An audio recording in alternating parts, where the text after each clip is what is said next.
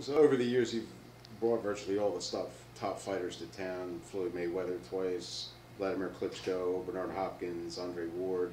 Yet you do seem to focus on exciting guys like Arturo, Kelly Pavlik, Sergio Martinez. How do you determine which fights and fighters are the best fits for Boardwalk Hall? And is there really such a thing as an East Coast fighter? Well, there is. I mean, first, in order to attract major championship fights, the fighters are good fighters. So that's for taking. And you know, Arturo developed a East Coast crowd. Arturo started out fighting in the ballrooms in Atlantic City and built himself up over time. So Arturo became our biggest draw for many, many years, and 6 consecutive sellouts, and just fantastic. And I don't know if we could ever duplicate another Arturo Gatti and his following, but that's the type of boxer that we need to re-energize our program in Atlantic City. And we're always looking for that East Coast draw because, you know, you have international fighters that are great and are good fighters, but they don't necessarily attract that general boxing fan that we need to fill seats at Boardwalk Hall. Well, no, you recently attended Arturo's induction into the Boxing Hall of Fame. What kind of impact did he have on you personally and professionally? And do you think there'll ever be a fighter as popular as him? Well, Arturo and we go back a long way when we first started the boxing program at Bally's, and you know, Arturo would come to all the fights, even if they weren't necessarily Bally's fights or his fights, and come to our ballroom. And you know, we developed a nice relationship. And the thing that everyone loved about Arturo Gatti, that he was always very competitive in great fights. No matter who he was paired with, they were always very competitive in terrific fights. And it seemed like the harder Arturo got hit, the tougher he got, and fought back with a vengeance. And I just think he captured the hearts of the boxing fan. And I'll never forget, after all of his big fights in Atlantic City, even after he would have to maybe go to the hospital or whatever, he would come back to the Bally's lobby or to the Caesars lobby and greet all his fans. No matter how bad he was beat up or no matter what condition he was in, always to say thank you to the people that supported him. And that's something I'll never forget. And it was a very emotional day watching him get inducted into the International Boxing Hall of Fame a couple of Sundays ago, and I'm glad I attended because it was a nice honor, and his whole family was there. I always was a boxing fan, even from my early days of resorts, when Frank Gelb had an office on property, and we would do a lot of ballroom fights at resorts. Actually, we started doing fights in the Superstar Theater because the ballroom at resorts wasn't even built then. So we had some terrific fights in the Superstar Theater. And back then, closed circuit fights were really closed circuit fights. There was no pay-per-view audiences and all of that. And I can remember doing Hearns and Leonard closed circuit shows in every ballroom we had available at resorts and just packing the people in on a Monday night.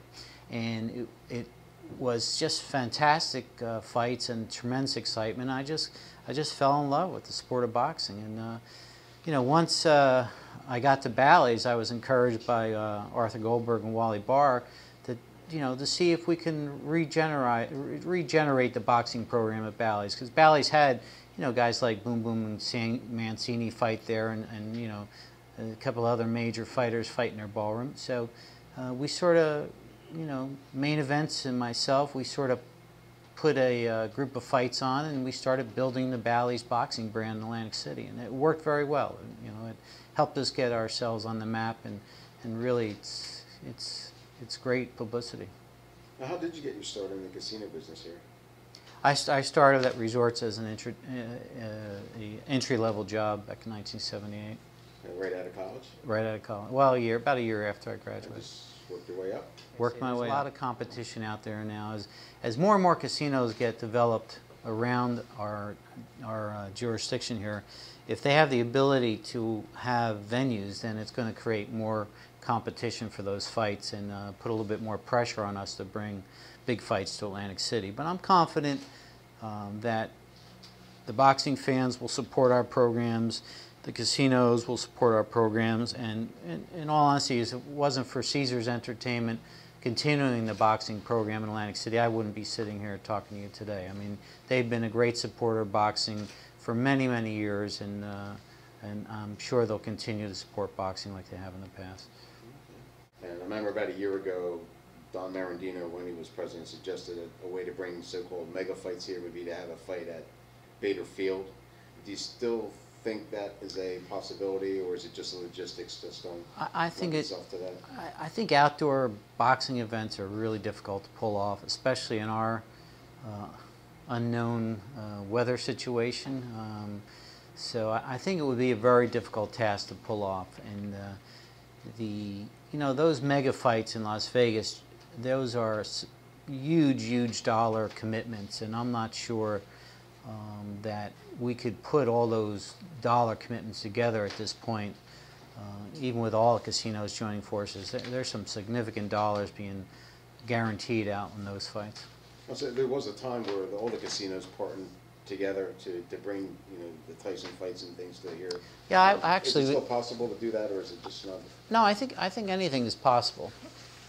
I actually was part of the special events committee, or was the chairman of the special events committee. I think myself and Howard Bachrach, and we were responsible to try and generate big fights for Atlantic City, and all the casinos would get involved and buy their tickets, and we'd try and be as fair as possible cutting up the tickets. So it was a process, but we did have some success in doing that. You think it could happen again? I think so. I mean, you never know what tomorrow brings, but when you have more casinos involved and greater impact, sure, it might make a difference. Do you see properties buying tickets to your fights at Boardwalk Hall, or is it I think they do, but they don't do them on an advance basis. I think they sort of do it as a customer demand requires it. So, the better we do to promote the fight, maybe the more pressure it puts on them to buy fights. Mixed martial arts is a big part of your entertainment menu going forward? Well, I think it's always an option. Obviously UFC is the Mercedes of MMA right now, and it would be nice for us to get a UFC event back into Atlantic City in a big way, in a large room at Boardwalk Hall. Anytime you get 13,000 people in Boardwalk Hall, I think it has an impact on all of the properties in Atlantic City. Do you see yourself branching out even beyond like combat sports and bringing other sports events to your properties? I can only speak for what I do, and my focus really right now is boxing and concerts. So I take my direction from the folks at Caesars, and I work very well with them. And Kevin Ortzman and Dan Brockdorf are great partners. And like I say, I'm a consultant. I don't set the policies. I don't set any of the direction. I sort of take direction from them, and they've been very supportive of the program, and I'm very happy they are. Are you involved in the concerts as well? Or is it, yeah. I didn't realize that. How is it difficult to balance the two? I mean, is it harder or easier to negotiate with? No, not really. It's pretty much. I've been doing it for so long, it just comes second nature to me. So. A lot of these folks that I'm dealing with are people that I have developed relationships with for 20 years.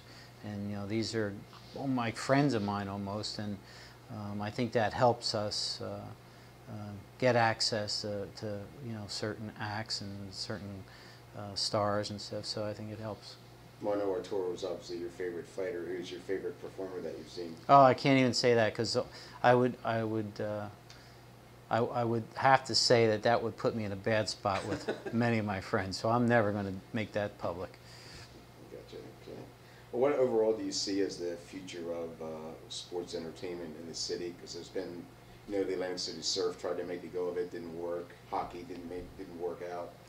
Do you think there's a future there for other sports, or is it going to be just boxing?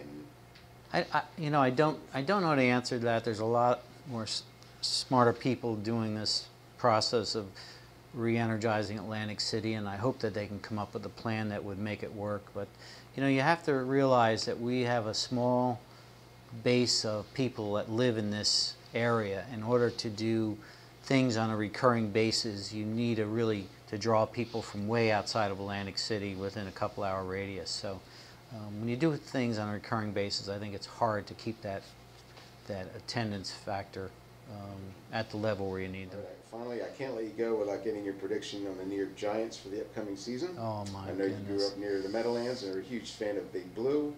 How do you think they will do this year? Well, obviously, as a Giants fan, I'm always hopeful that they will be there at the end. But I would like to tell you this short little story, and I didn't get to go to Dallas very often, but we did do a Kelly Pavlik press conference in Dallas Stadium, which is a fantastic stadium. And as you know, Bob Arum is a big Giants fan as well as I am. So Bob got up and mentioned something about the Giants, and I couldn't help myself and follow him up by saying, well, it's nice to be here at the stadium where the Giants beat the Dallas in their opening game of the new stadium. And then that was the biggest press response I ever got at any press conference I ever attended, so it was a lot of fun. But I think the Giants are a quality organization, and they will always be in the hunt. And you and I will be having our discussions throughout the season between the Giants and the Eagles.